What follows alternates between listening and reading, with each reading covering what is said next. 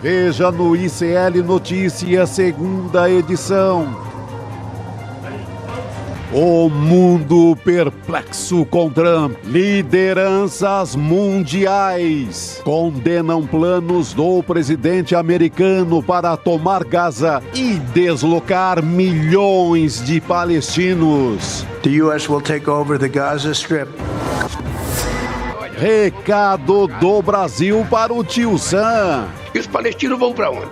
Lula chama a guerra de genocídio e defende criação de Estado palestino. Que nós defendemos a criação do Estado palestino. Lula na ofensiva. Nem terminou o processo, as pessoas já querem anistia. Presidente retoma entrevistas para rádios e manda recado para golpistas. Eles que paguem pelas mazelas que eles fizeram. Hugo Mota, TikTok. Tem que fazer de novo. O que está por trás da estratégia de comunicação do novo comandante da Câmara? Então resolvi fazer o meu próprio buscador. Bem-vindos ao Google. O ICL Notícias, o veículo mais confiável do Brasil, está no ar.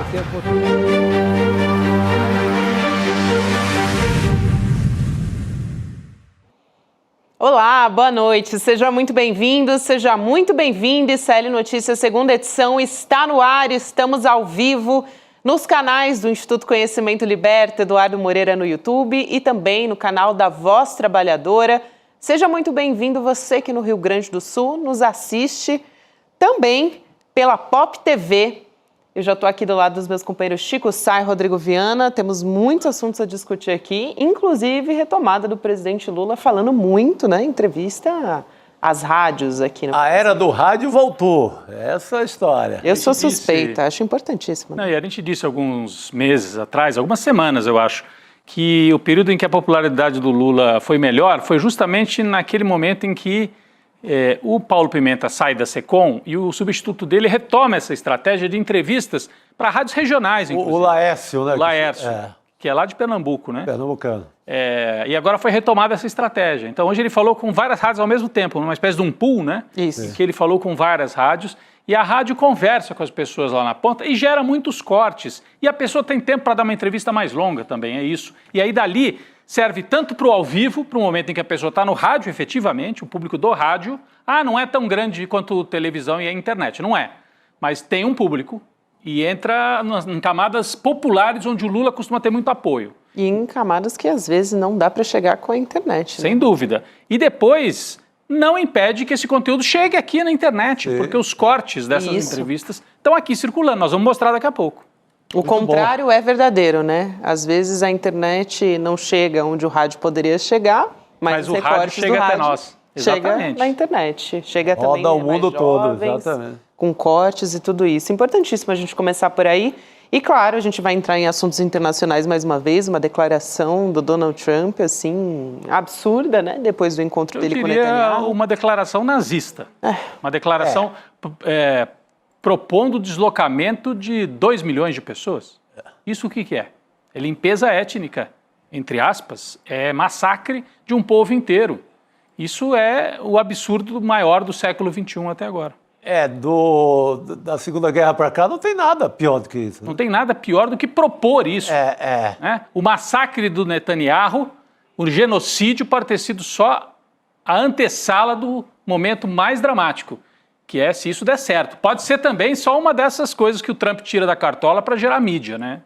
A gente não sabe. Mas só dele propor e naturalizar essa ideia já é gravíssimo, né? É uma espécie, talvez, de genocídio também cultural, né? Que os especialistas também chamam de etnocídio, não sei. Você elimina um povo, né? Você apaga. Exato. A face da terra. História, apaga... E uma nação, né, povo, Gabi? Uma nação. É a ligação das tradições culturais com o território. Você diz, não, e aí vem o Trump e fala, esse território não é bom para eles viverem. Quem é o Trump para decidir isso? Eles vão para lugares muito melhores. Ele quer fazer hotéis ali. Claro, aquilo ali é a beira do Mediterrâneo. Estados Unidos quer botar como se fosse um porta-aviões em terra ali para ocupar aquele território.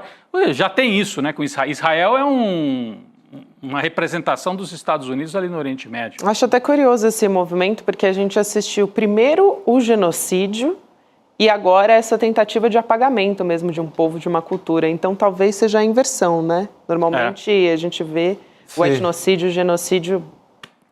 Agora a gente vê de uma outra maneira isso acontecer. Os dois serviços se completam, né? Esse apagamento total de um povo. Infelizmente. Nós vamos voltar já, né, com a professora Clemecha, né? A Lene Clemecha vem conversar com a gente, para a gente entender também tudo que está implicado nisso, e se de fato pode acontecer, se ele pode, né? Quer dizer, Donald Trump pode de fato tomar a Gaza, porque é isso que ele quer. Na força. Então, na força. Porque a era do direito internacional acabou, né? Tá decretado. Qual a função Acabou, da ONU, não. né? Qualquer ideia de mediação hoje é brincadeira, não existe mais. Nem ONU, nem OMC, nada. Nem um balcão que fazia mediações do comércio, ou da paz, ou de qualquer assunto grave no mundo inteiro, foi para o espaço. Foi para o espaço.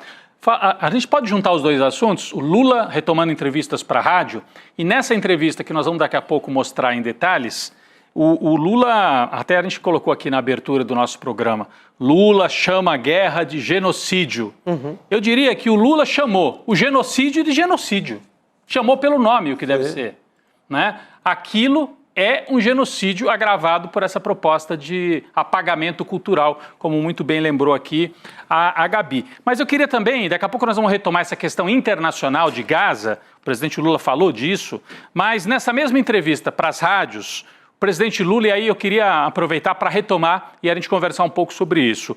Falou sobre essa ideia de anistiar o Bolsonaro e os seus asseclas, principalmente os generais e tal, envolvidos na tentativa de golpe de Estado de 8 de janeiro, que o novo presidente da Câmara chamou de episódio, aquele episódio lá. Não foi um episódio, foi uma tentativa de golpe. E aí os bolsonaristas estão querendo anistia. O próprio Jair Bolsonaro está pedindo anistia. Na entrevista para as rádios, o presidente Lula falou sobre isso. Vamos assistir um trecho, depois a gente comenta aqui. As pessoas são muito interessantes, né? Nem terminou o processo, as pessoas já querem anistia. Ou seja, eles não acreditam que são inocentes. Eles deveriam acreditar que ele foi inocente e não ficar pedindo anistia antes do juiz determinar qual é a punição, ou se vai ter punição. O que nós estamos garantindo é um processo de julgamento altamente democrático, em que eles têm todo o direito de defesa. Agora, quando as pessoas nem foram condenadas e estão pedindo anistia, é porque as pessoas estão se condenando. Eles acham que fizeram exatamente aquilo que a justiça está dizendo que ele fez. Então, primeiro, espera o julgamento, se defendam, vai ter uma condenação, você ou não, vocês terão o direito de se defender, haverá o direito de defesa que nunca houve para mim, para ele vai haver. E se a justiça entender que ele pode concorrer às eleições, ele pode concorrer. E se for comigo, vai perder outra vez. Se for comigo, vai perder outra vez. Se for comigo, vai perder outra vez, disse o Lula num recadinho para o Jair Bolsonaro. Mas só para relembrar a diferença, né? O Lula, quando sofreu aquele ataque, aquela armação da Lava Jato lá de Curitiba, o Lula nunca pediu anistia, Chico. Ele falava assim, eu vou provar que eu sou inocente. E se quiserem me condenar, vão ter que me prender. Eu não vou pedir arrego, porque o Moro achava que o Lula ia pedir arrego. Ele vai passar 2 semanas preso, vai pedir para voltar para casa, né? Vai pedir para ficar num semiaberto, e aí está acabado. O Lula não fez isso. Querem me prender? É um processo injusto, vou ficar ali como um símbolo da injustiça e vou provar minha inocência. O Bolsonaro, em vez de fazer isso, está querendo anistia, está querendo tapetão. O Bolsonaro está propondo um tapetão, uma anistia antes de ter a condenação, como disse bem o Lula aí. É a maior prova de que ele já se considera culpado. Senão devia se defender. Então eu achei importante o presidente Lula entrar nesse debate e colocar a história como ela é, porque isso é um bom argumento no Congresso também. Quando vê essa turma ensaboada do meio do caminho que fala, veja bem, eu não sou a favor nem contra, mas se propuserem a anistia, a gente pode debater. O argumento é esse, pode até debater, mas como é que você vai anistiar alguém que não foi julgado ainda? Não faz sentido. Esse é o melhor argumento. Espera, está na véspera. Vai sair daqui a pouquinho, pode ser essa semana, semana que vem, a denúncia contra o Jair Bolsonaro por parte do Procurador-Geral da República, contra ele e contra os outros. Contra os generais, um deles está preso. Aliás, 2 estão presos, né, Gabi? O Braga Neto está preso e o general Mário Fernandes, comandante daquele grupamento que pretendia matar um ministro do Supremo, essa turma quer anistiar gente que queria matar o presidente do Supremo e do TSE, na época, Alexandre de Moraes, além do Lula e do Alckmin. Então, é anistia para gente, para bandidagem. Não dá. Não dá. Bom, o presidente Lula, não sei se vocês queriam falar sobre esse trecho ou se eu posso passar um outro trechinho. Vamos tocar. O presidente Lula aí depois voltou, ele deu a entrevista foi longa, viu, gente? A gente tem um trecho aqui, até legal, a tela, divide a tela aqui, né? A gente tem um momento em que aparecem todos os entrevistadores e tal, o Lula aqui, ó. Então tem a Rádio Itatiaia, a Band News, a terceira rádio, você identifica quem que é, Gabi? Eu não consigo pelo logo. Eu tenho aqui, Rodrigo. Vou ver depois a gente traz. Mas é interessante isso, a Itatiaia, Mundo Melhor e Band News FM de BH. A gente viu esses momentos de Pô acontecer mais em debate, né? Durante as eleições. Eu acho interessante a gente ver. E são dois grupos diferentes, né? Porque a Itatiaia pertence ao Meninho, dono da CNN, e a Band é a Band da família Saad. Essa outra rádio eu não sei de quem que é. Mas fizeram um pool e o Lula falou. Aí, num segundo momento... Governador Valadares, a Mundo Melhor. A Mundo Melhor de Governador Valadares? Estádio de rádio em Governador Valadares. Super importante, porque essa região de Governador Valadares está mobilizadíssima pelo retorno dos imigrantes brasileiros que estão sendo deportados. Né? Então, o Lula também conversa com essa base, Governador Valadares, Belo Horizonte e tal. Vamos para um outro trecho em que daí o presidente Lula fala especificamente, diretamente ao Jair Bolsonaro. Então, é o Lula na ofensiva falando com o Bolsonaro. Vamos assistir. Que quem tentou dar um golpe, quem articulou, inclusive, a morte do presidente, do vice-presidente, do presidente do Tribunal Eleitoral, sabe, não merece absolvição, eu acho. Eu digo todo dia, por menos do que o que eles fizeram, muita gente no Partido Comunista foi morto. Por menos do que eles fizeram, muita gente foi preso. Por menos do que eles fizeram, o Prestes passou 50 anos prestando conta à justiça brasileira. Eles tentaram dar um golpe, anunciar e preparar a morte do presidente da República, a morte do vice-presidente da República, a morte do presidente do Tribunal Eleitoral e acham que são inocentes. Ora, não tem sentido. Eles que paguem pelas mazelas que eles fizeram. A verdade, só o Bolsonaro sabe. Se ele quis dar golpe, ele sabe o que quis dar. Por isso é que ele fugiu para Miami. Por isso é que ele fugiu para Miami. Se ele fosse um homem que não tivesse preparado toda aquela podridão de comportamento, ele teria ficado, teria dado posse, como qualquer ser humano civilizado faria. É isso. Eu achei importante o Lula trazer o Bolsonaro de volta para o debate, entendeu? Porque a polarização, vamos acabar com a polarização, né? Diz essa turma ensaboada aí do Centrão, que na verdade quer fingir que acabou a polarização para lançar um candidato que finge que não é bolsonarista, mas que é o bolsonarismo limpinho, que é o Tarcísio. O que o Lula faz é dizer, é bolsonarismo, o bolsonarismo é golpe, o bolsonarismo é violência e ele é o chefe, vai continuar sendo o chefe. Quando o Lula traz o debate para ele, Bolsonaro, Chico, eu não sei o que você acha, mas eu acho que ele cresce de novo e mostra a importância da gente ter derrotado o bolsonarismo e que a gente tem que se manter atento, porque fica essa nuvem, essa poeira de coisas aí, e enfim, o mercado, o dólar, gente, mas é a turma do Bolsonaro, a turma do golpismo, do Tarcísio, dos privatizadores, disfarçada e com apoio do Bolsonaro e com voto bolsonarista quer voltar ao poder. Então o Lula tem que bater de frente com essa gente. Eu acho que o Lula se espantou, inclusive, com o comportamento do novo presidente da Câmara, quando diz que 8 anos, que um político ficar inelegível 8 anos é muito tempo. Eu acho que essa frase assombrou o Lula e ele foi pro jogo. Foi pro jogo. Direto, porque essa frase ela é muito complicada nesse momento. Ela atiça o bolsonarismo de uma forma... acho que desde que o TSE decide que o Bolsonaro está fora do jogo, a gente não teve um aceno tão forte como esse agora. Do presidente da Câmara. Isso é grave. Não é de qualquer um, não. É o cara que bota para votar. E olha, essa coisa de 8 anos inelegível... é da lei da ficha limpa. Valeu durante... Quantos anos tem a lei da ficha limpa? 30, né? Acho que tem 30 anos a lei da ficha limpa. Então tá valendo há 30 anos. Agora só porque o Bolsonaro vai deixar de valer os 8 anos? Como é que é isso? Não. Tá inelegível 8 anos. E fora isso pode ir pra cadeia. Né? Puxar uma cana. O Jair Bolsonaro, se tudo correr como deve. no Brasil e a gente espera que sim. Então o Lula volta para o jogo, a gente tem aí as imagens, dá entrevista para a rádio, está na ofensiva e parece que a comunicação do governo começou a operar de uma maneira um pouco mais azeitada. Não sei se isso vai dar resultado no curto prazo, no médio prazo. É claro, não basta a comunicação, o que disse ontem o Maringoni aqui para a gente, né? Tem que ter entrega, tem que melhorar, as pessoas têm que ir no supermercado e sentir que os preços não estão subindo mais tão rápido. Mas também não dá para dizer que na época do Bolsonaro os preços estavam crescendo menos. Ontem a gente mostrou aqui os números. E isso está bombando aí pelas redes sociais. A gente mostrou os números, a inflação dos alimentos de quem faz compra no supermercado, a chamada alimentação no domicílio. Trouxemos os números aqui. O Bolsonaro, a inflação dos alimentos no domicílio, ou seja, quem faz a compra no supermercado e leva para comer em casa, que é o que importa, né? 95% da população brasileira, essa inflação foi muito maior no período do Bolsonaro. Ah, o Lula tem um problema, porque também agora, no segundo ano de mandato, teve um repique. E é real. Não estou aqui negando, fazendo de conta que não houve. Mas não dá para dizer, botar o bonezinho, é café e picanha só com o Bolsonaro de volta. Essa gente não tem vergonha na cara. Aliás, o nosso colega, um craque.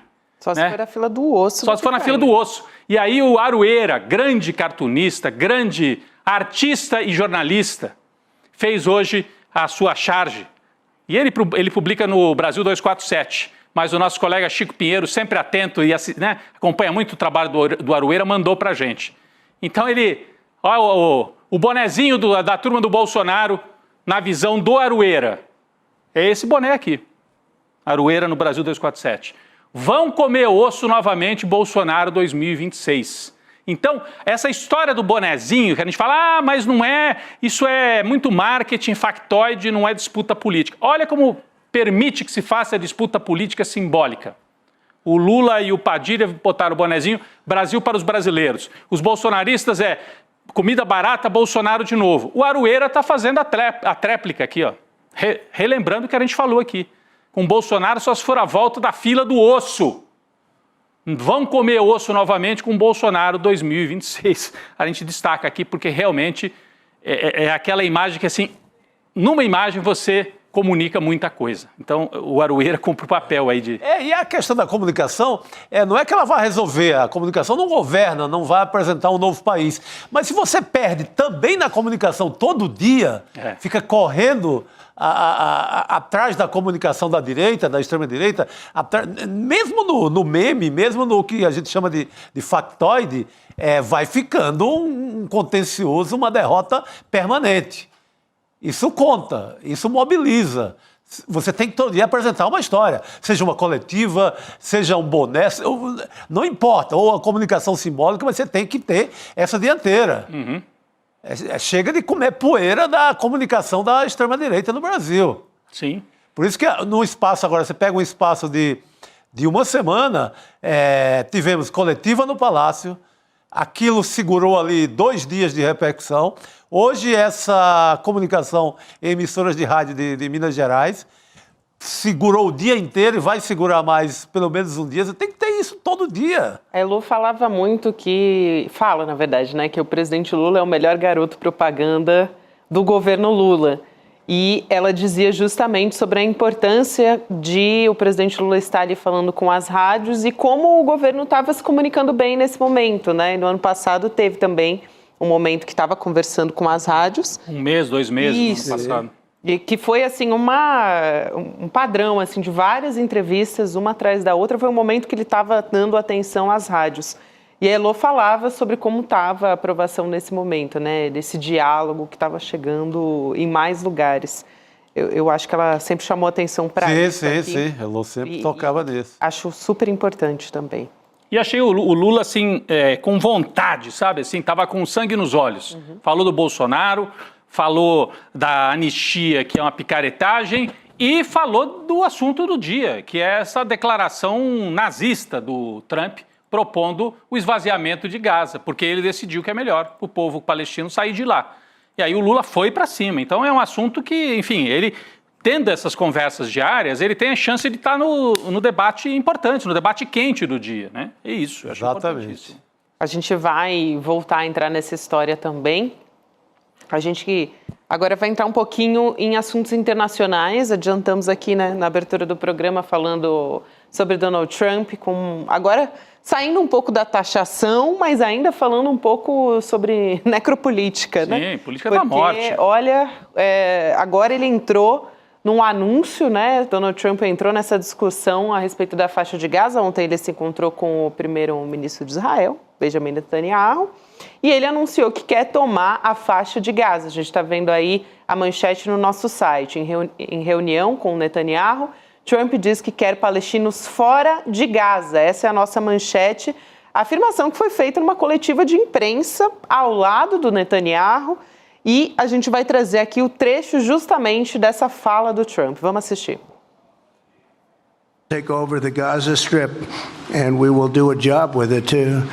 We'll own it and be responsible for dismantling all of the dangerous unexploded bombs and other weapons on the site, level the site and get rid of the destroyed buildings, level it out, create an economic development that will supply unlimited numbers of jobs and housing for the people of the area.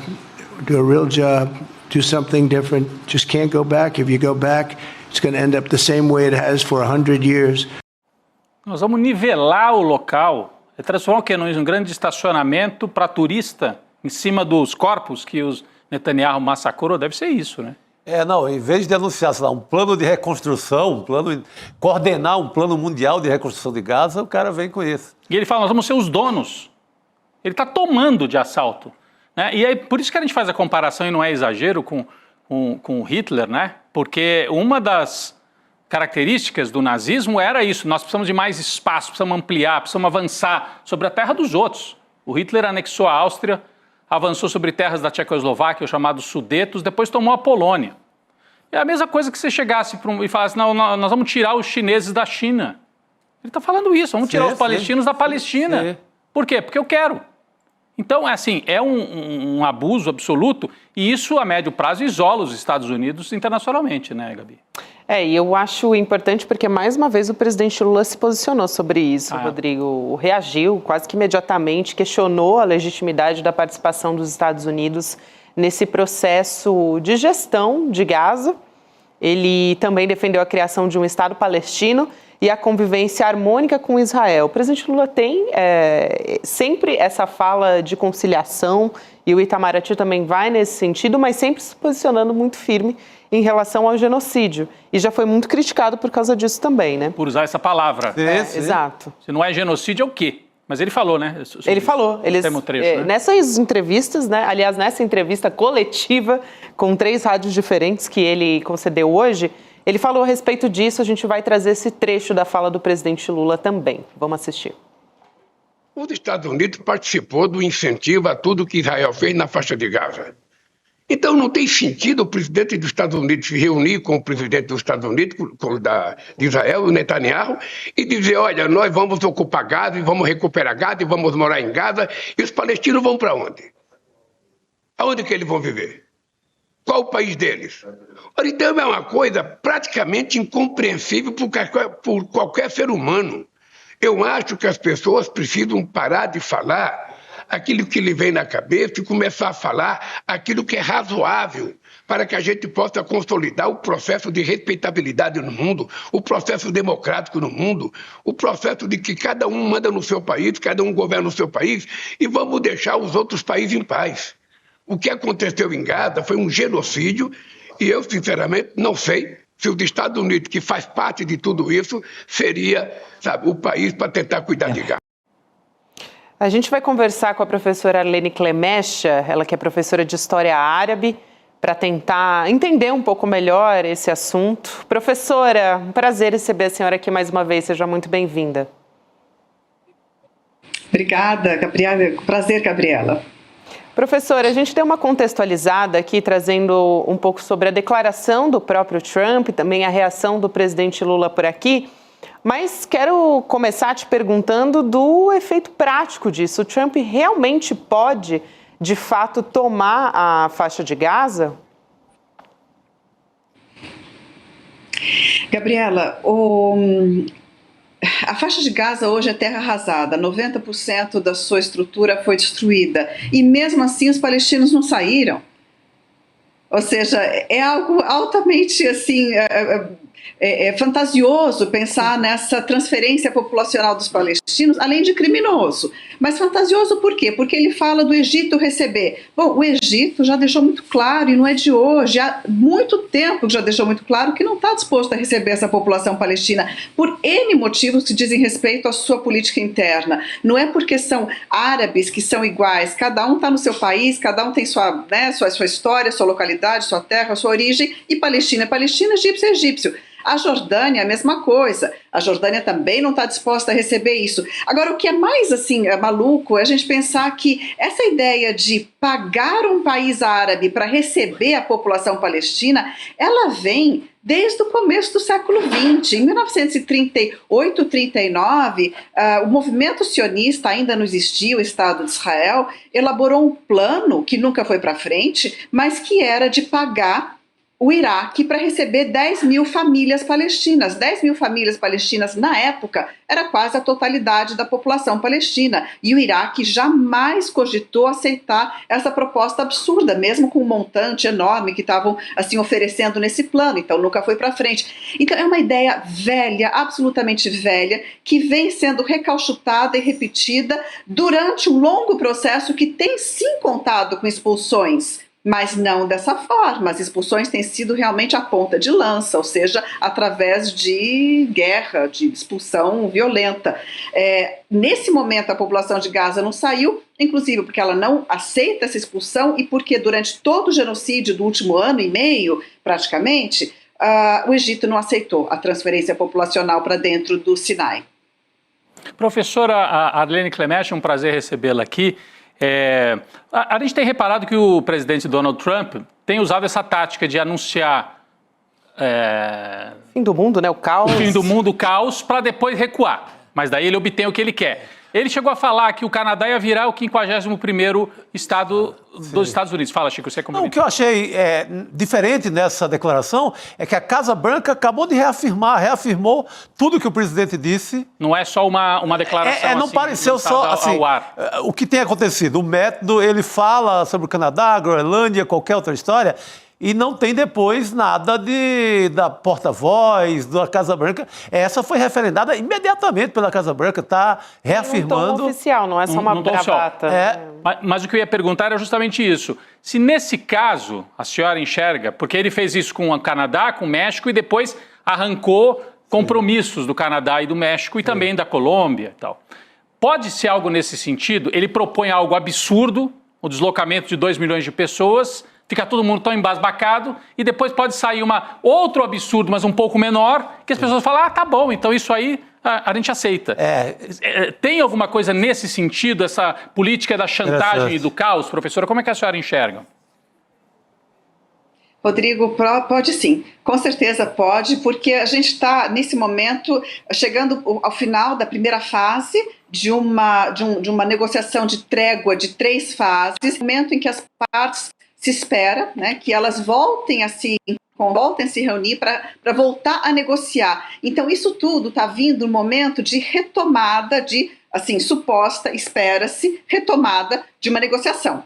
Então, ele pode sim estar querendo colocar a cena, mas não é só isso de favorecer a negociação que deve vir a partir de agora, mas também o fato de que Netanyahu saiu desse cessar-fogo derrotado, assim, a sua imagem não atingiu seus objetivos, o Hamas continua lá, e o Hamas saiu fortalecido numa situação de poder dizer, olha, foi uma vitória para os palestinos o cessar-fogo, nas condições em que ele está acontecendo.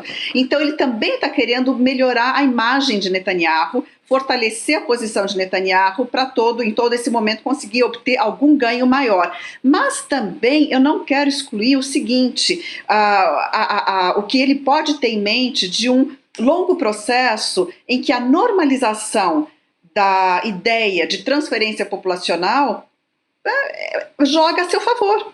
Então, enquanto ele conseguir, mesmo que ele não atinja de imediato esse objetivo, a longo prazo o objetivo israelense e dos Estados Unidos é esse.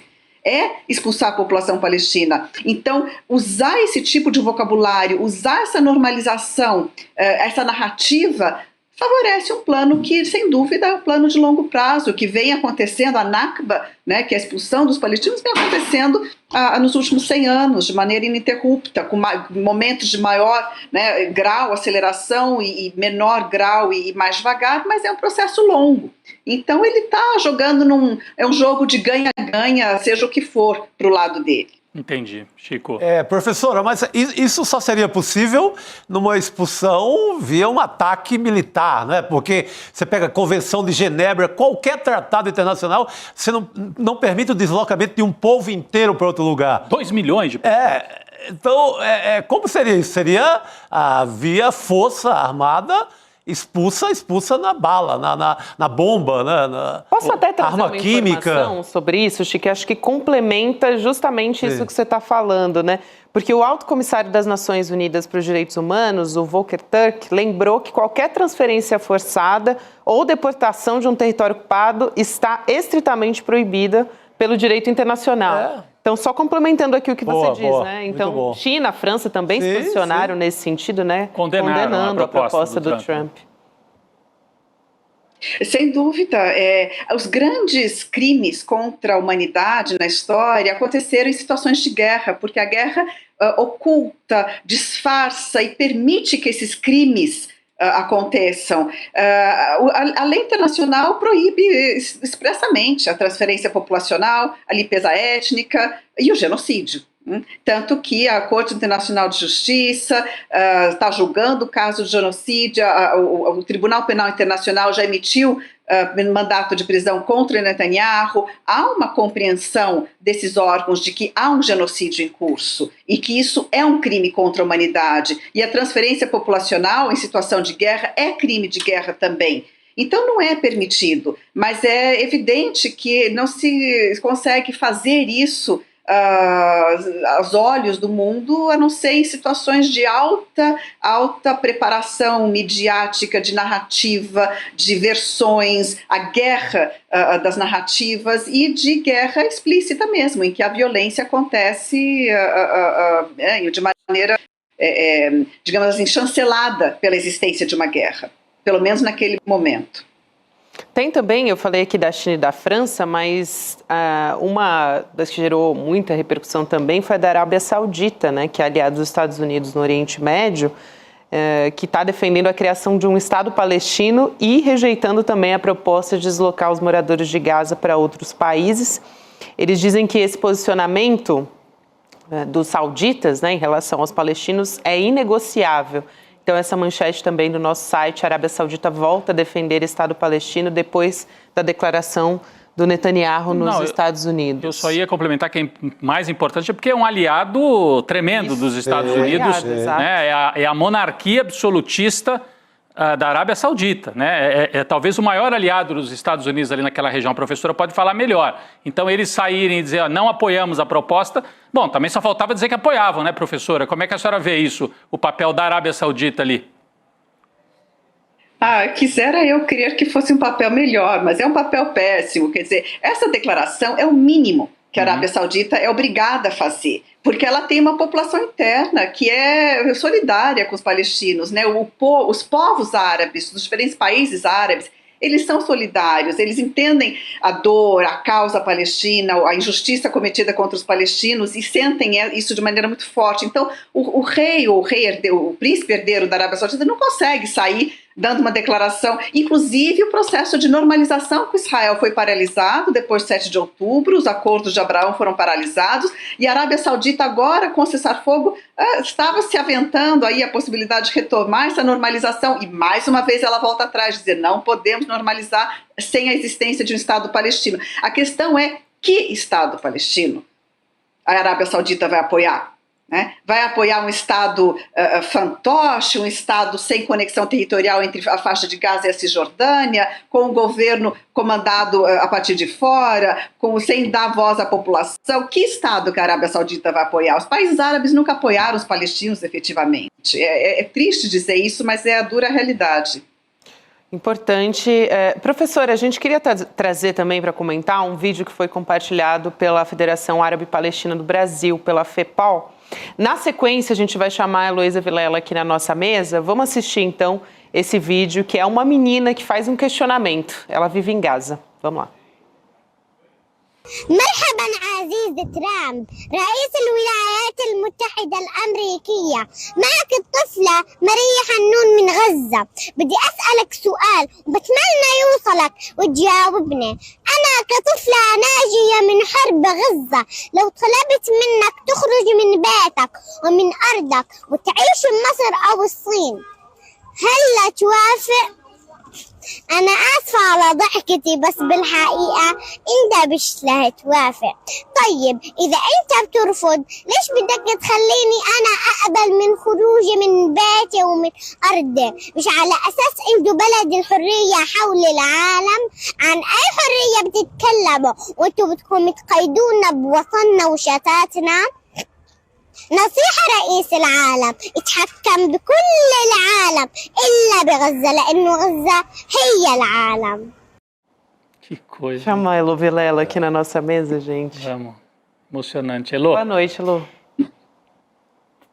Eu pedi esse vídeo, eu queria mostrar esse vídeo, porque eu acho que nada mais simples do que explicar qual é o sentimento do povo palestino que essa menina conseguiu fazer com maestria na sua simplicidade e o sorriso dela quando ela diz, me desculpe por estar rindo, né? Porque é algo tão óbvio. Então eu queria trazer esse vídeo para pedir para você que, comentar, Arlene, o que mais que a gente pode fazer para deixar o óbvio tão claro?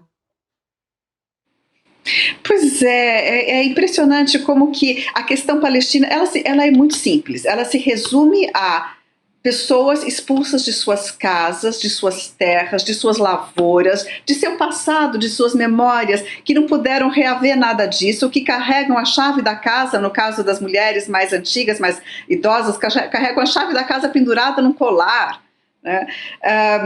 Mas ela é muito simples, ela é muito básica, mas ao mesmo tempo ela é tornada complicada, ela é complexificada propositalmente por uma política do medo. Isso é o que mais resume a política israelense de longo prazo, é trabalhar a ideia de que estão rodeados por inimigos árabes, ameaçados por um novo holocausto, ameaçados por todos ao redor deles, tendo que se defender o tempo todo. Então há uma política do medo que é inculcada nas pessoas, nos israelenses, na região, enfim, e colocada dessa forma para o mundo, né, como forma de justificar, supostamente, porque não justifica, mas assim é colocado e muitos entram nessa narrativa, justificar as suas atrocidades, os seus crimes contra o povo palestino.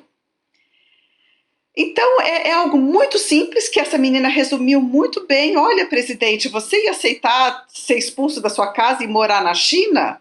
Sabe? E você quer que eu saia da minha casa? Que, por sinal, provavelmente ela já é refugiada, né? Ela já é provavelmente filha de uma família que foi expulsa do que hoje é Israel e que está na faixa de Gaza, porque não teve outra opção, porque foi expulsa para lá. Quer dizer, 200 mil pessoas foram expulsas em 1948 e obrigadas a ir para esse território que se tornou a faixa de Gaza e que foi a partir daí criado esse território de maneira segregada da Cisjordânia, né?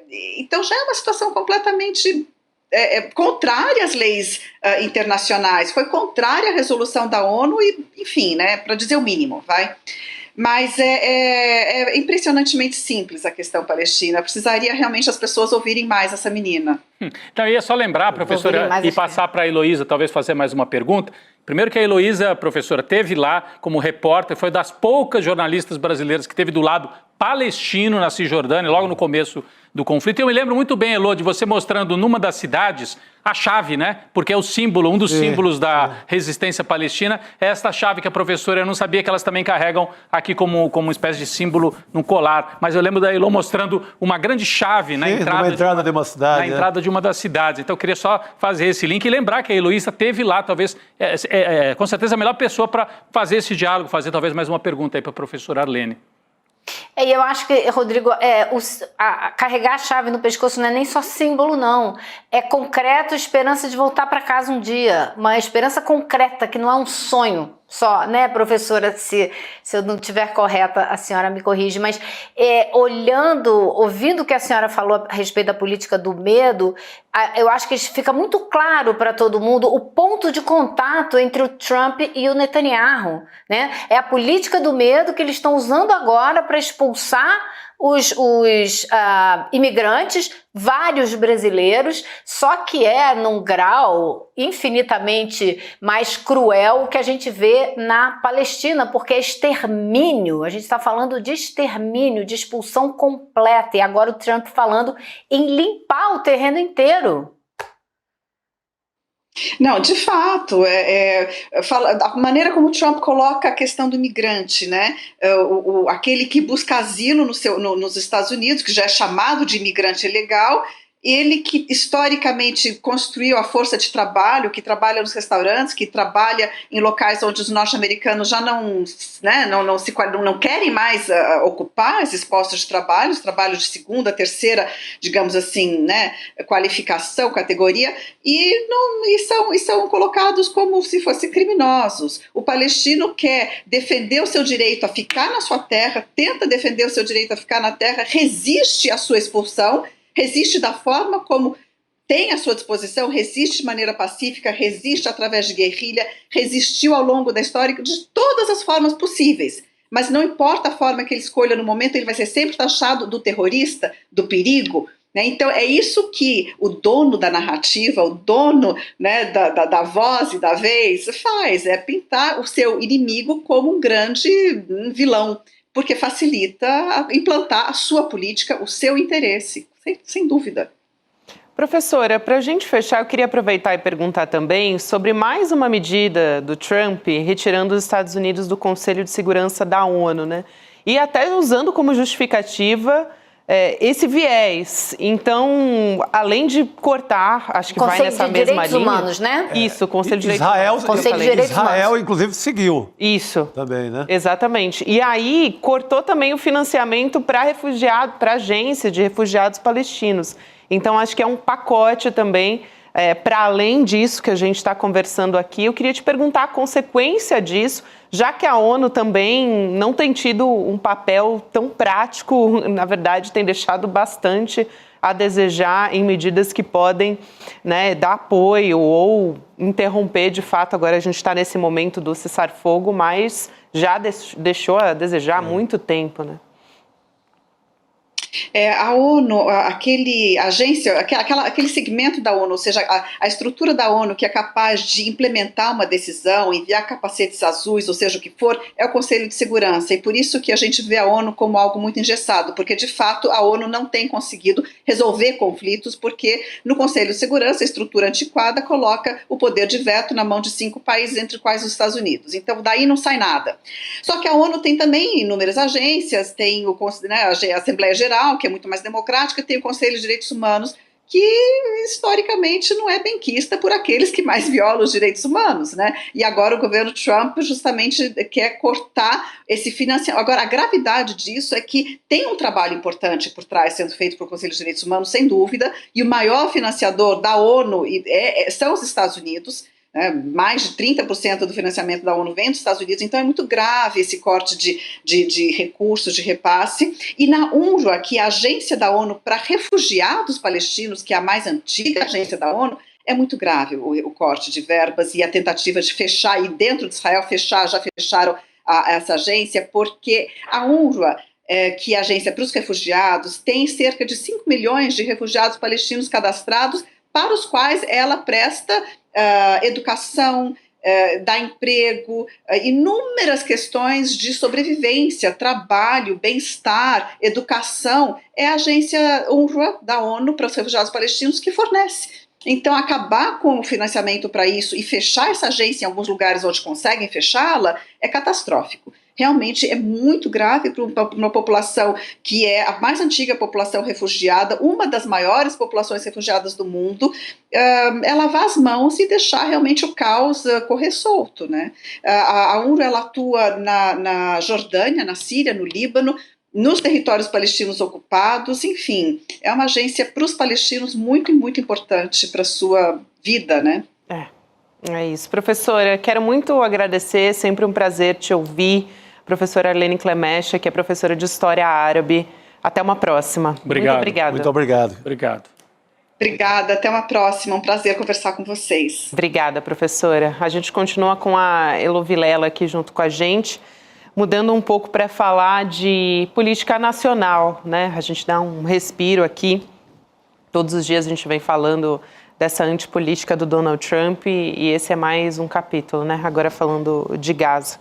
Agora, a Elo publicou no portal do iclnoticias.com.br uma matéria sobre o criador do boné que foi usado pelos ministros, pelo próprio presidente Lula, que a gente trouxe aqui ontem a imagem no programa, né? O boné azulzinho ali.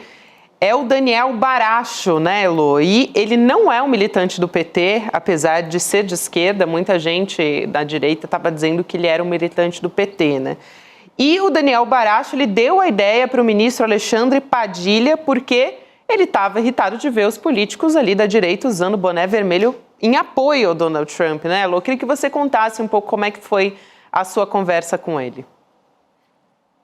Olha, Gabi, eu achei muito incrível a circunstância toda como isso aconteceu, né? Um pouco inimaginável, porque o Daniel estava muito chateado com a derrota do Boulos e ele passou lá na Liberdade, onde você esteve, né, durante a apuração dos votos. E chegando lá, ele viu que o Padilha estava lá e abordou o Padilha, falou, poxa, que pena, né, perdemos e tal, e começou uma conversa com o Padilha, e nessa conversa ele contou de onde ele vinha, na periferia de São Paulo, e o Padilha falou, minha mãe trabalhou ali, e realmente ele falou que se lembra, porque tinha uma paróquia onde um grupo de pessoas atendia voluntariamente o pessoal da comunidade, pessoas que tinham problemas de saúde, e ele se tratou nessa paróquia, então ele com certeza conheceu a mãe do Padilha, do ministro Padilha. E nessa conversa eles acabaram trocando o telefone, trocando o WhatsApp, e tempo passou, 2, 3 meses depois, ele estava olhando esses deputados e senadores brasileiros lá em Washington com boné do Trump e tal, ele estava muito pau da vida, mandou um recado, pensou bem, ele falou, a gente precisa de um contra-ataque aí, uma frase que seja indiscutível, que deixe o sujeito numa frase que deixe ele numa situação assim, eu sou contra ou a favor, e se ele for contra, ele vai se embananar, porque não tem como você ser contra o Brasil ser dos brasileiros e não criar problema para você. E aí ele foi e mandou um WhatsApp para o Padilha, falou, pô, tô aqui pensando, vocês deviam fazer um boné com essa frase ou com outra, ele deu até uma sugestão de uma outra frase, orgulho de ser brasileiro ou algo assim, mandou as duas frases e o Padilha respondeu prontamente, foi o que mais me impressionou, porque imagine o ministro Padilha a quantidade de mensagens de WhatsApp que ele deve receber. Então hoje o Daniel voltou lá no telefone e falou, olha, eu mandei isso aqui no dia 26 de janeiro, eu tô checando aqui, ele respondeu no mesmo dia e falou, pô, né, respondeu, adotaram a frase que era bem melhor, que é Brasil dos brasileiros, e avisou, olha, esse boné já está sendo confeccionado. E depois foi o que foi. Agora, o Daniel falou para mim, eu falei para o Padilha, isso vai viralizar. E muito mais do que viralizou, né, gente? Porque virou o assunto da semana no Brasil. Todo mundo discutindo a história do boné, se foi bom, se não foi bom, como que a direita reagiu, ideias de milhentos outros bonés que apareceram depois. Então ele me disse que foi muito além, fez muito mais sucesso do que ele imaginava. Agora, só um PS aí, né? O Daniel ainda não tem o boné, gente. Ele falou pra mim que tá difícil. O boné pro Daniel. Padilha, pelo amor boné de pro Deus. Daniel, que coisa. Ele falou que tá dificílimo de conseguir o boné e mandou um recado pro ministro Padilha. E o ministro Padilha respondeu e dizendo que deve estar com o Daniel no sábado e vai entregar. Vai levar o boné em o mãos. boné pra ele. Ô, Elô, aproveitando. Vai levar o boné. É claro que aqui você trouxe, foi a reportagem, o bastidor, eu acho legal, né? Uma coluna, vamos dizer assim, de política, falando com esse personagem interessante que deu essa ideia, esse percurso, né? Mas, e a sua opinião, Elô, sobre essa história do boné? Eu vi algumas pessoas problematizando, até pessoas progressistas de esquerda. Aqui dizendo, no nosso chat a maioria elogia. Elogia. Boné, mas tem umas discordâncias. Eu recebi mesmo num grupo aqui de gente progressista, de esquerda, não é momento, vai ficando usando... E a frase, o Brasil é dos brasileiros, é um nacionalismo rasteiro, eu não vi assim, eu acho bom, aliás, é retomar o nacionalismo da mão da direita, né? Mas eu queria ouvir, Elô, a sua impressão, Elô, aí de Brasília. Olha, Rodrigo, resumindo, nota 10. Nota 10, eu vou te dizer por quê. Passei pela mesma experiência que você. Gente nos meus grupos de WhatsApp, inclusive progressistas, vários jornalistas.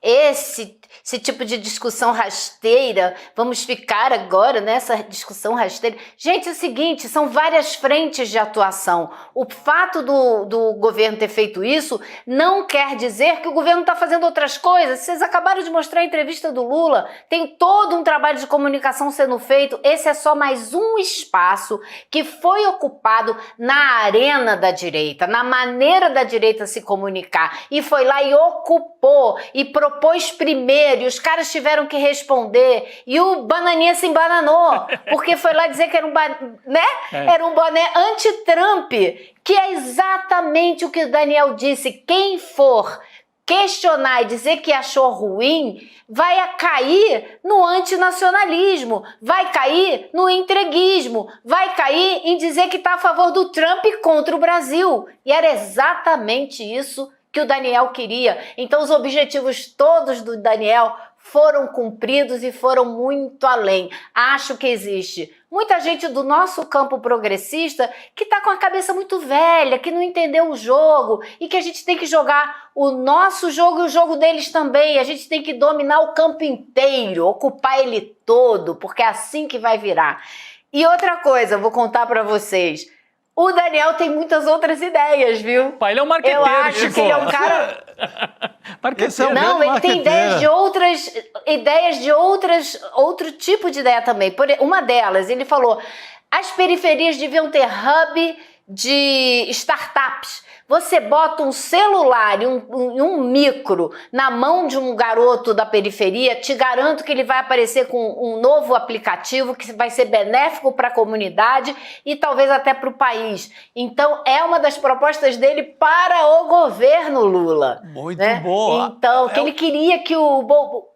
Vai lá, Chico. Não, essa é uma ideia, o López Obrador colocou essa ideia em prática no México.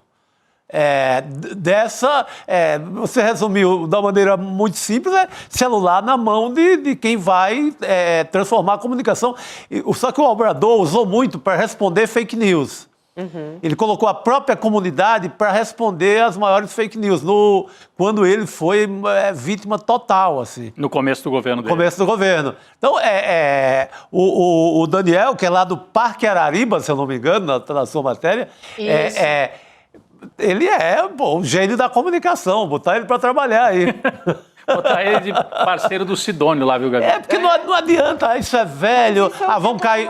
né, gente? Sim. Falta, eu acho. Falta. Às vezes não, eu acho que falta muito e ouvir as pessoas. O René Silva, do Alemão, lá no Morro do Alemão, no Rio de Janeiro. Ele também é um desses caras, assim. E foi também no boné que ele comunicou para o Brasil inteiro, no CPX. Sim. E a extrema-direita fez um auê. Acusou Lula, não sei o quê, mas outro boné que tomou conta do país. Foi mesmo. Os dois vieram de baixo para cima, hein? Exatamente, da periferia e o centro adotou. Isso é muito legal.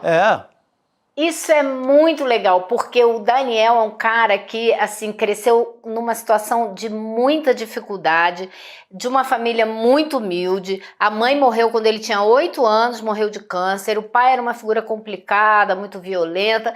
Então, eram 7 irmãos. Ele, com 15 anos, estava cuidando da própria vida e ele conseguiu, de uma maneira, assim, com muita resiliência e muita sorte, virar o que estava programado para a vida dele, sabe? E ele conseguiu realmente sucesso na carreira, ele foi gerente de TI, já coordenou mais de 100 pessoas, foi estudar um pouco nos Estados Unidos, então é um cara assim que realmente deu a volta por cima e que nunca esqueceu de onde ele vem. Acho que isso é essencial e ele se identifica com o presidente Lula muito por conta disso, né? Porque o cara não se esquece de onde vem, sabe o que é a fome, sabe o que é a pobreza e está querendo dar ideia para o Brasil ser um país melhor e menos injusto. Eu sei que a gente vai para outro assunto com a Heloísa ainda, mas rapidinho, quando eu olho a figura como essa, e a Elo resumiu muito bem, eu entendo melhor quando o Edu Moreira diz que a gente tem que disputar a ideia do empreendedorismo, inclusive na periferia. Ele é um empreendedor social, Daniel, sim, né? Sim. Pelo que a Elo conta aí. E um sujeito que é militante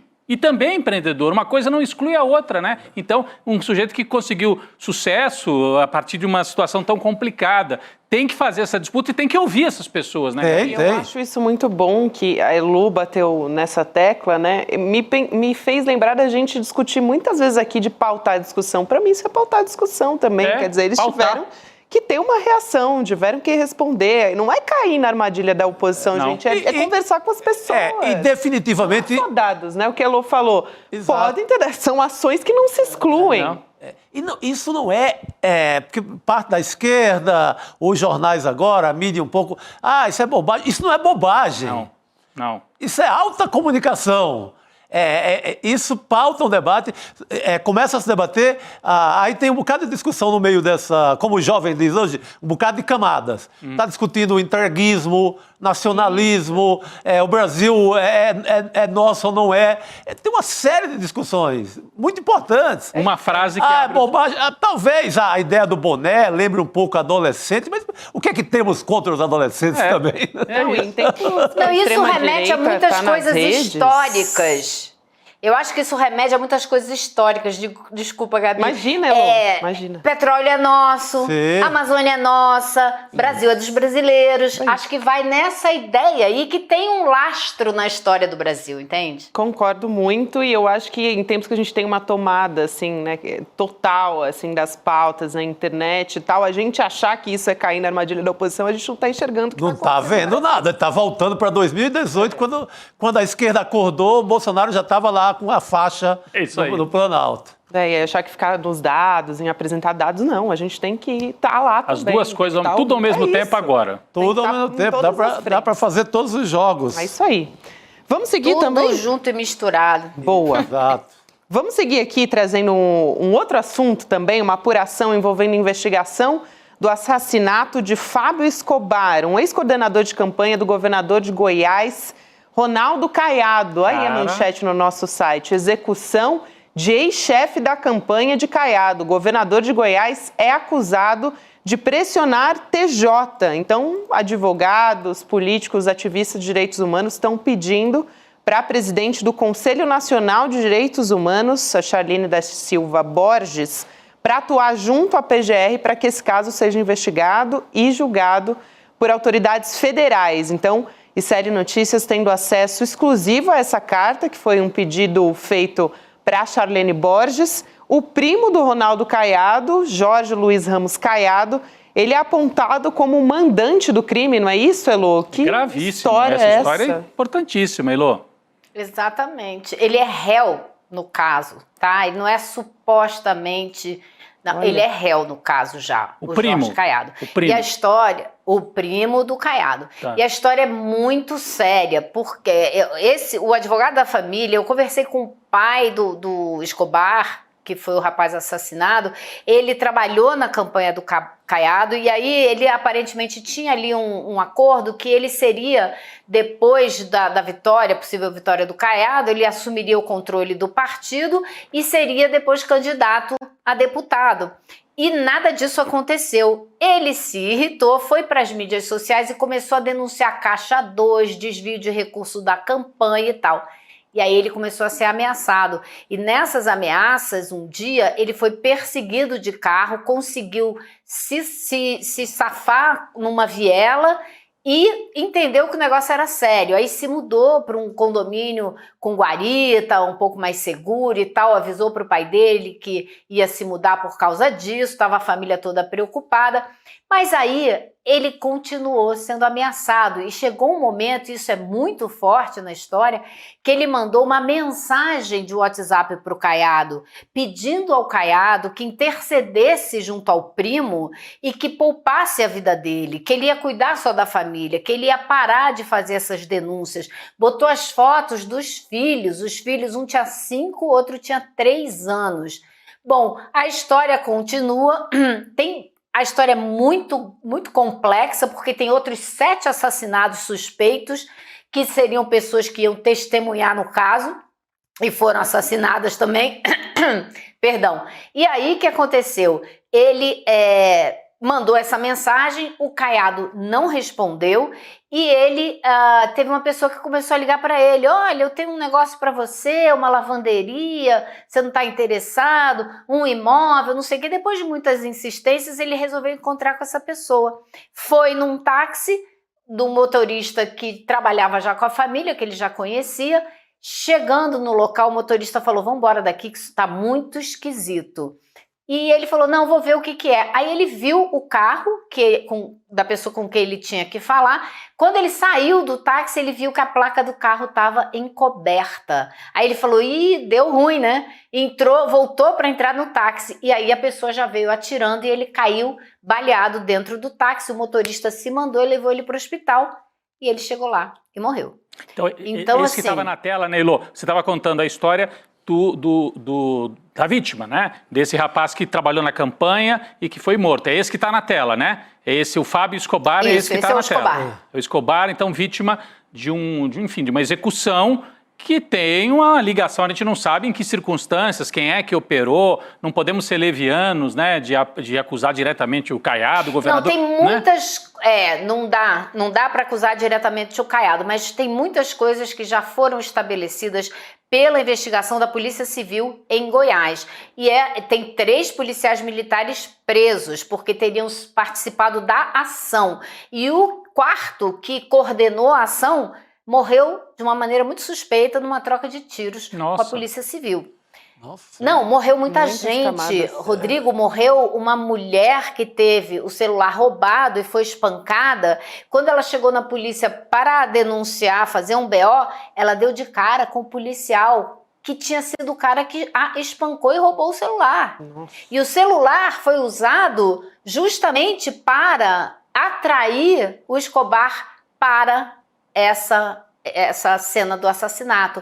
Então, a história é muito complicada e tem o cara que seria o chefe da casa militar do governo do Caiado, estava dentro do Palácio das Esmeraldas, né, que chama em Goiás, e foi procurado pelo Jorge Caiado e por uma outra pessoa ligada a ele. Isso tudo está no depoimento. Eu assisti o depoimento desse Coronel Castilho, onde ele conta isso, que foi procurado pelos 2 e que eles falaram: olha, esse rapaz está provocando muito problema e tal, e sugeriram a ele que ele tinha que ser eliminado.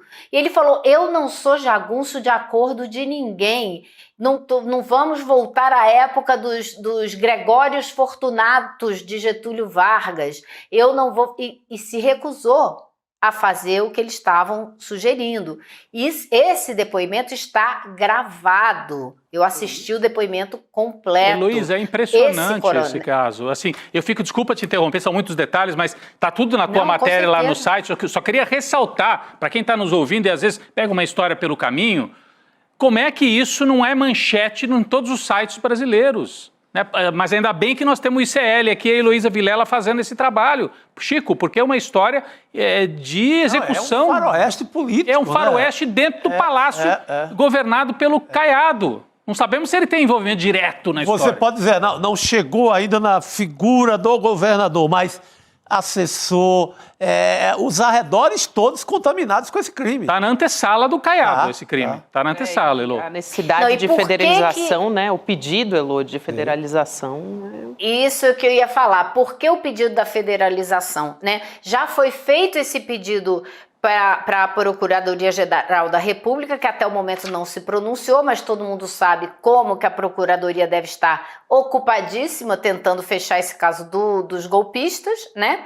Então agora eles apresentaram essa semana para a presidenta do Conselho Nacional de Direitos Humanos, pedindo a ela que interceda junto à PGR para que o caso, a exemplo do que aconteceu com o caso Marielle, seja federalizado, porque eles não acreditam que vai ser possível resolver, uma vez que o governador Caiado já afastou desembargador sumariamente por fazer críticas à Polícia Militar de Goiás. E ele só foi reinstituído no cargo por conta do Conselho Nacional de Justiça. A pressão sobre o judiciário, dizem eles, é grande demais para que ele possa trabalhar com independência e liberdade. Por isso eles querem a federalização. E pode ser que isso seja pautado no Conselho amanhã ainda. Muito bom.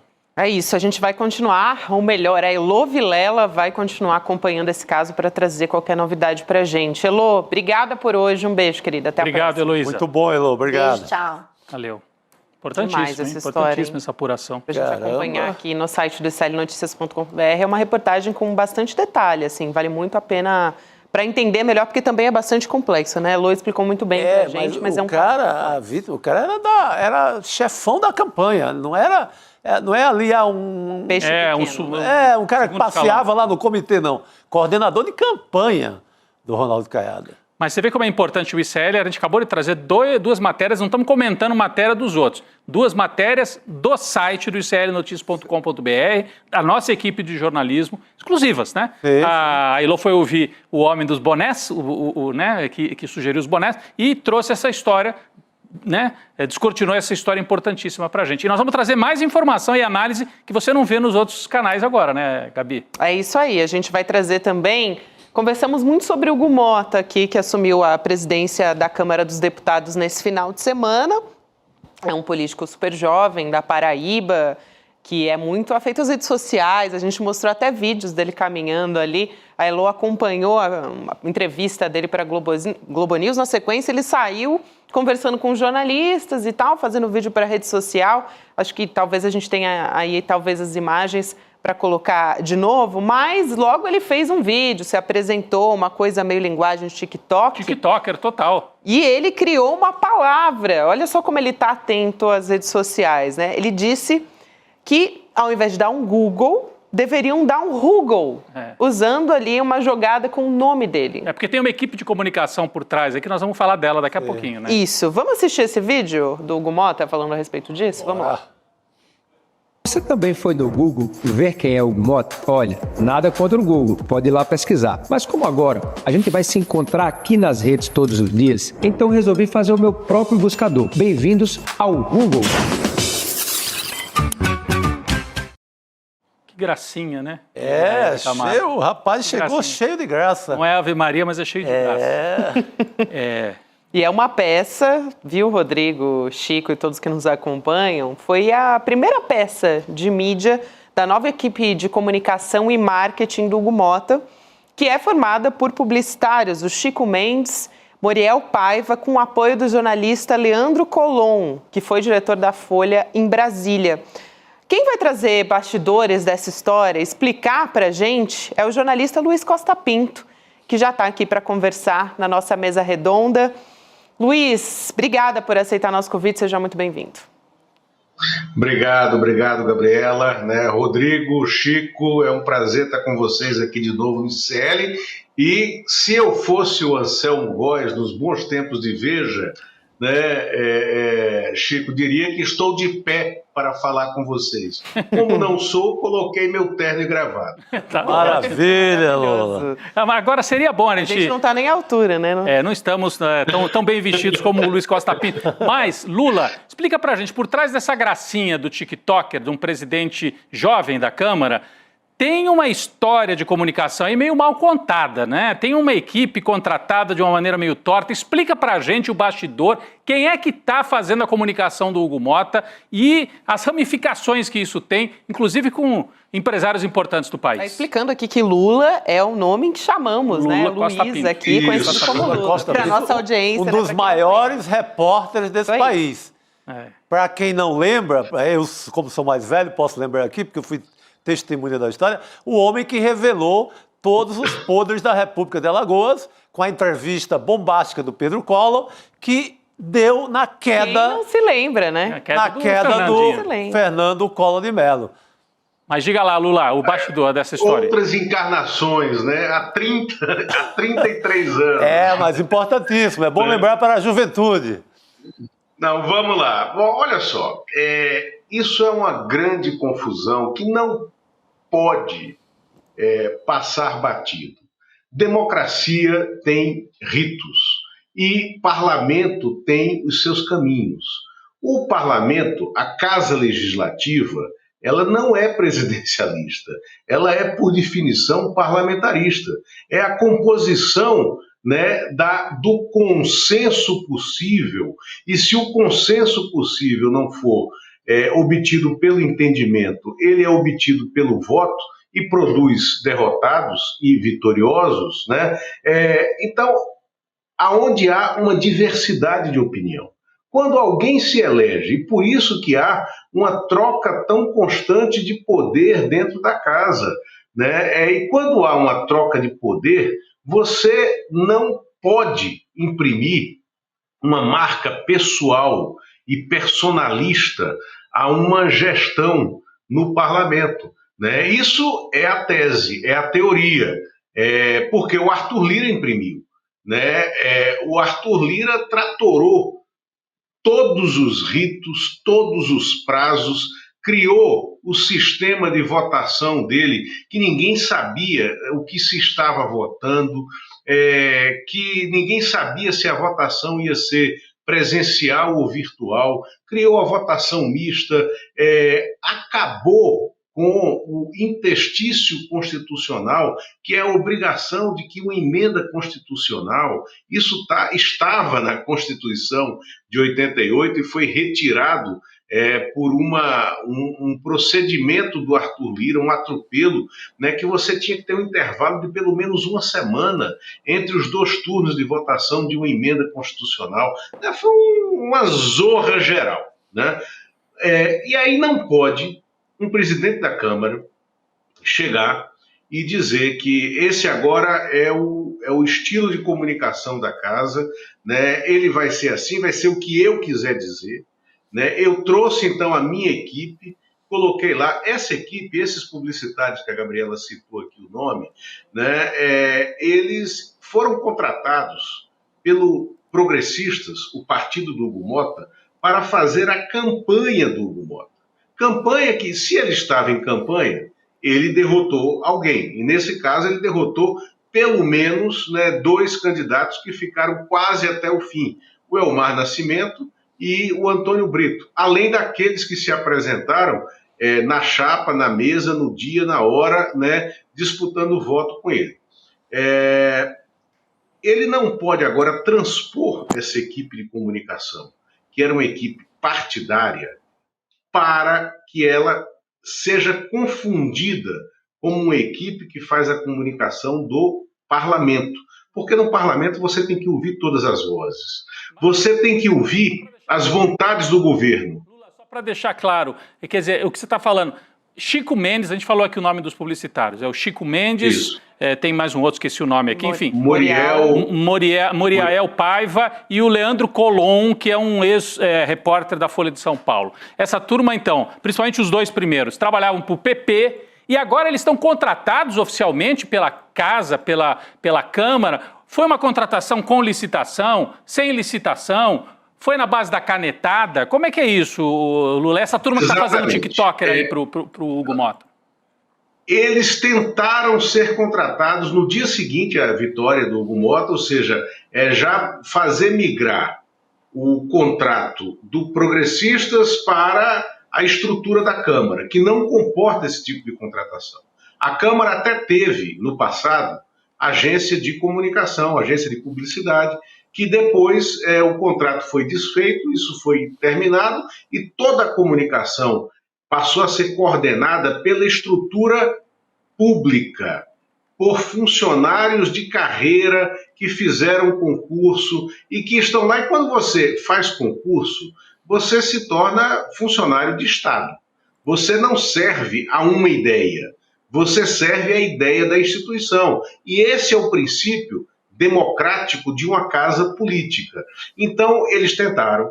Aí, no dia seguinte à vitória do Hugo Motta, para dar um improve no negócio próprio, aí falando de empreendedorismo, que vocês estavam falando um pouco antes, né, foi um empreendedorismo pessoal, eles venderam a ideia, né, de que era brilhante esse buscador Google, né, com o nome personalista do novo presidente da Câmara, como se fosse uma coisa bonitinha, se fosse uma coisa engraçada, e aí venderam a ideia desse grupo, agora mudando a comunicação para o painel da Folha, que deu, né, de forma risonha e franca, completamente a crítica, até porque o Leandro Colombo já foi diretor da Folha de São Paulo, na sucursal de Brasília, então deu a nota como se fosse normal, tal, mas só que no dia seguinte, quando isso vem à tona com essa nota, aí eles caem na real. Quer dizer, a gente não pode ser contratado aqui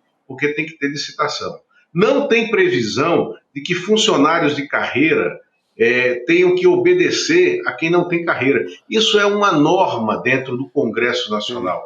Quando um deputado chega lá, eu já assisti esse tipo de diálogo, até porque eu já dei consultoria para presidentes da Câmara, mais de um, né, e já ouvi funcionários de carreira, né, dizerem para deputados, né, deputado, você está aqui por 4 anos, no mínimo, né, pode até se reeleger, mas eu estou pela vida toda, eu fui concursado. Né? Então dá uma enquadrada assim no ato. Eu já vi secretária da presidência da Câmara, uma gaúcha de carreira, sentar a mão na cara do Severino Cavalcante, que na época não era presidente da Câmara ainda, mas estava na mesa diretora da Câmara, porque ele foi fazer uma gracinha com ela, era uma gaúcha autona, ele baixinho, né? Aí ele fez uma gracinha desrespeitosa, ela levantou e sentou a mão na cara dele, por volta de 8 horas da noite, no gabinete da presidência da Câmara. Agora, tá? Então, é assim... Não, Lula, eu só ia querer, voltando aqui para a história, então você tem 3 marqueteiros aí, um deles é o Leandro Colombo, que o Chico conhece, eu conheço, não sei se a Gabi conhece, foi um bom repórter de política e tal.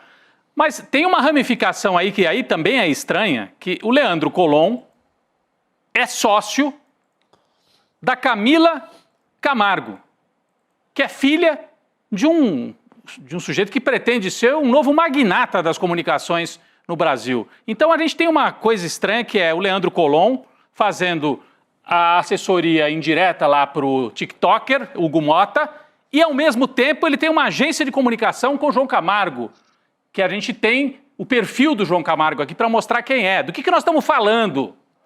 Então, o João Camargo, ele é um dos donos da CNN Brasil hoje, sócio do Menin. Presidente executivo do Conselho da CNN Brasil. Isso. Esse é um dos cargos. Um dos cargos. Ele também é da Esfera Brasil, que é uma espécie de grupo de empresários lobistas, né? Sim. Ele é dono de rádio, da Disney, da Alfa, da 89, acabou de adquirir a rede Transamérica. Então é um sujeito poderoso, o Chico Sá conhece bem ele, porque ele vem de longe, né? A gente falou do Collor, eu conheço ele porque eu era repórter ali que acompanhava muito o PC Farias, e ele foi acusado, durante todo o escândalo do Collor Gate, de receber $800 mil via cheque fantasma do PC Farias, recebendo a conta dele do Banespa, quando ele era da assessoria da ex-ministra Zélia... Chefe de gabinete da Zélia Cardoso de Mello. Acusado de ser um operador do PC Farias. Esse dinheiro teria... qual o objetivo desse dinheiro? Era um lobby em torno do aumento das passagens interestaduais, que quem cuidava disso era uma tal de Rodanal, que é uma associação de empresários de ônibus. Houve realmente um aumento na época e esse dinheiro seria dessa história. Ele alegou que a grana era para a reforma da casa da ministra, da Zélia, e ele não tinha nada, a grana não era diretamente para ele.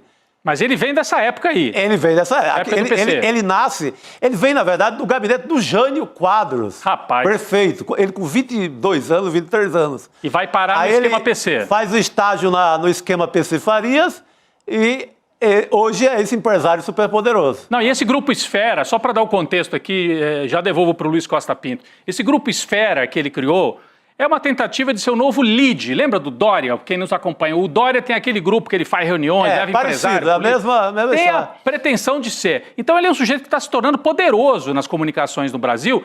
Lula, dá para dizer, Luiz Costa Pinto, que ele está colocando um pezinho também ali próximo do Hugo Motta, indiretamente, porque a filha dele é sócia do Leandro Colom? Como é que é isso, Lula? Olha, total. E aí você tem uma palavra que eu quero pensar no que você falou antes. Lobby, tá? Esse é o motor da comunicação em Brasília, tá? Neste momento, esses tempos estranhos que a gente está vivendo, em que o velho, né, a mídia tradicional já acabou, mas o novo, né, ainda não nasceu, ainda não floresceu. Nasceu, já nasceu, somos nós aqui, né? Essa mídia nativa digital, né, que interdita, que entra no debate, mas é lobby, né? E aí tem mais dois casos, né?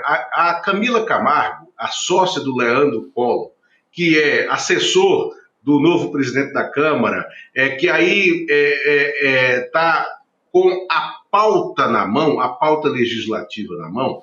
A Camila Camargo é também esposa, tá, do Bruno Dantas, ministro do TCU. Rapaz, que tá, que foi presidente do TCU. Tá, né? Tudo junto aí. Bruno Dantas, personagem que esteve em todos os seminários organizados pela Esfera Brasil, né, que foi presidente do TCU até o fim do ano passado.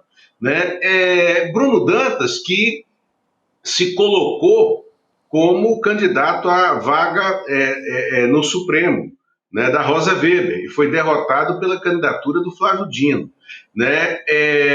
Mas e qual é a questão do lobby? Veja bem, o João Camargo, além de ter esse grupo de lobby, né, que é o Esfera, ele tem essa força da mídia, que é a CNN, para onde ele leva os parlamentares, os ministros, para dar entrevistas. Ele está sempre na antessala do Palácio do Planalto, está fazendo a cobertura do judiciário, cria essas interlocuções, e aí os canais imbricam. Mas tem os interesses privados dele também, né? Mas ele não é o único nessa questão. Né? O próprio Dória, né, que voltou depois do fiasco político que foi, né, a passagem dele pela política, volta para tentar reconstruir o Grupo LEAD. E aí fazer parcerias com grupos de comunicação. Hoje, todo o seminário do LEAD é transmitido pelo Estadão, está lá ao vivo no Estadão, em alguns momentos no Globo, em alguns momentos em outros portais, mesmo até da mídia tradicional, da mídia nativa, digital. Né? É uma forma de comprar. Vamos ser grandes, vamos fazer eventos juntos, né? E para quê? Para estar próximos da pauta.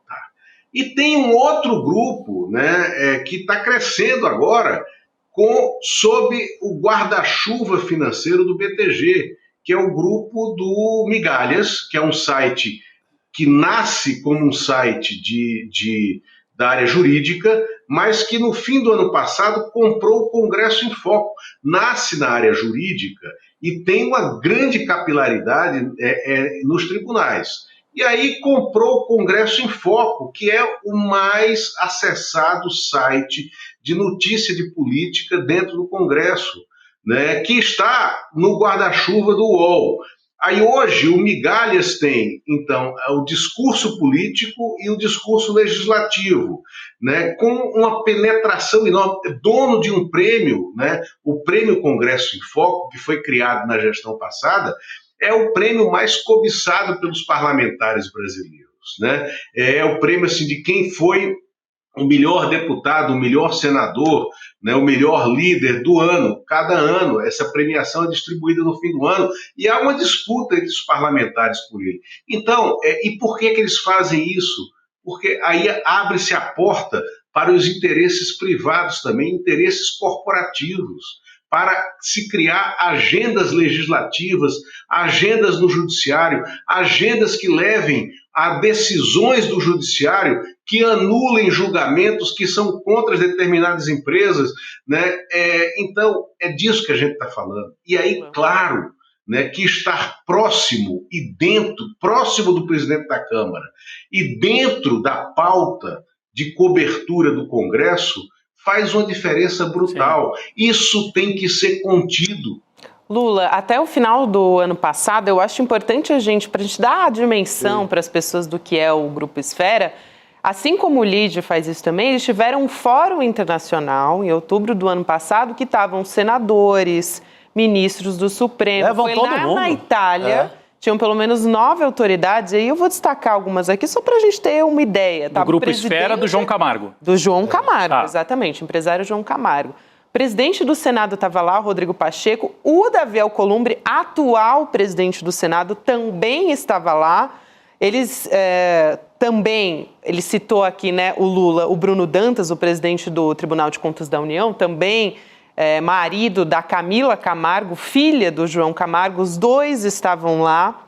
Então, tudo isso, eles foram até no Vaticano, visitaram o Vaticano e tudo, mas tinha uma série ali de personalidades do mundo jurídico, político também, senador, ministro do STF, estava tudo na Itália no final do ano passado. Então... Não, é importante você dar essa amarrada, Gabi. Então, só para a gente deixar claro para quem nos ouviu, é um emaranhado de nomes, mas é importante, fiquemos de olho. João Camargo, um homem que vem lá, que o Chico Sá cobriu lá na época do PC Farias, veio lá dentro do PC Farias, é hoje um magnata, principalmente na área de rádios, acabou de comprar a rede Transamérica, que é fortíssima no Brasil inteiro. Começa a formar um pequeno império de comunicação. Ele é sócio da CNN, dono de rádio, dono de agência de comunicação através da filha e está com um pezinho, indiretamente, eu não sei se diretamente, indiretamente, dentro da Câmara dos Deputados, porque o Leandro Collomb, que é sócio da filha dele, está lá como assessor. Então a gente não sabe se o próprio está lá, né? Se o João Camargo está lá. Você acha que dá para dizer, só para concluir, Lula, porque a gente está com o nosso tempo esgotado, dá para dizer o João Camargo está lá dentro da assessoria do Hugo Mota, ou aí já é uma conclusão um pouco demasiada? E vou pedir para responder bem rapidinho, Lula, desculpa. Só ele não precisa estar dentro, ele pode estar a 2 cliques de WhatsApp para pedir o que ele quiser, entendeu? E para ter a resposta quando ele quiser. Né? Assim como ele, todos os que estão fazendo essa trajetória de manipulação da agenda, da pauta, por meio de assessorias, onde as coisas se misturam e ninguém controla, ninguém regula. Né? Aí a gente vai voltar, veja bem, sabe quem é o autor, quem foi o autor do projeto que tramita até hoje no Congresso de regulamentação do lobby? Foi o Marco Maciel, quando era deputado. Meu Deus, até hoje não saiu isso. O Marco Maciel, quando era deputado. Esse projeto não foi aprovado até hoje. Né? A gente precisa disso para tornar profissional e transparente essa janela. Perfeito. Muito bom. Lula, quero muito agradecer aqui, um prazer ter você junto com a gente, ainda mais para a gente entender esse emaranhado. É uma aula de como funciona o poder, né? Bastidora em Brasília. Não é uma simples assessoria de imprensa, é alguém que pode botar o dedo lá na pauta dos próximos 15 dias do Congresso. É isso muito aí. Bom. Obrigada, Sabe que Lula. Botão apertar. Né? Exatamente. Obrigado a vocês. Olha, valeu. Muito obrigado, foi um prazer. Valeu. Boa noite, querido. Nossa, até uma próxima. A gente, nesse minutinho final, queria dar o recado da nossa pós-graduação, da nossa aula inaugural, nosso primeiro curso em parceria com a FESP de São Paulo.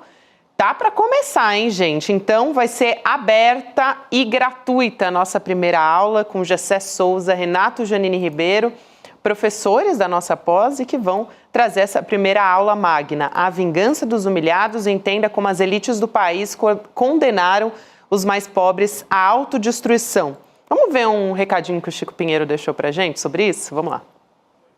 Você vai ter uma oportunidade rara, tentar entender por que é que o Brasil se tornou um país tão radicalizado, com grande parte da população defendendo pontos de vista contrários a seus próprios interesses. Tem gente que coloca em risco até a própria vida, defendendo uma visão de mundo equivocada. Será uma aula magna, com o nome de A Vingança dos Humilhados. Nesta aula, os professores Gessé Souza e Renato Janine Ribeiro, que foi ministro da Educação neste país, vão falar sobre esse assunto. Vamos discutir para tentar entender como é que as elites trabalham para dominar o pensamento, para capturar pessoas que vão acabar trabalhando pela desigualdade, pela sua própria destruição. Vai ser uma aula gratuita, online, e você pode participar. A sua última chance de entrar na primeira turma do pós-ICL, no dia 13 de fevereiro, uma quinta-feira, às 20 horas.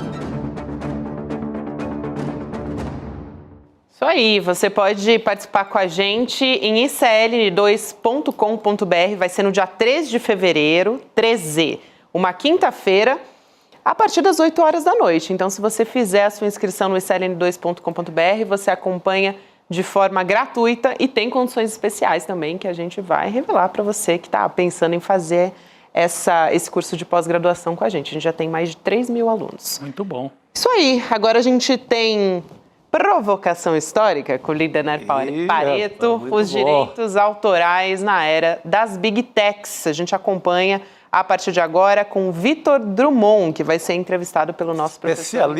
Especialista para valer, né? Isso não é brincadeira. Coisa boa, coisa boa. Provocação Histórica. É isso aí, provocação. E como é bom ver o nosso Chico Pinheiro apresentando essa aula magna, né? Bom demais, dá um né? É peso assim, fala assim, pô, é uma aula magna na voz do pra Chico. valer. Isso é uma aula magna.